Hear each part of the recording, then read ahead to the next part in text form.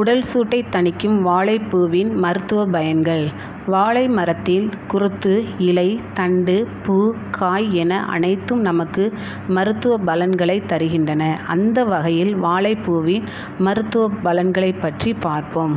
வாழைப்பூவில் vitamin A, B, C, calcium, potassium, phosphorus, இரும்பு சத்து ஆகிய உடலுக்கு தேவையான அனைத்து சத்துகளும் அடங்கியுள்ளன. பெண்களுக்கு சீரான மாதவிலக்கு, வெள்ளைப்படுதல், வயிற்றுவலி போன்ற பிரச்சனைகளுக்கு வாழைப்பூவை தினமும் சமைத்து சாப்பிட்டு வரலாம்.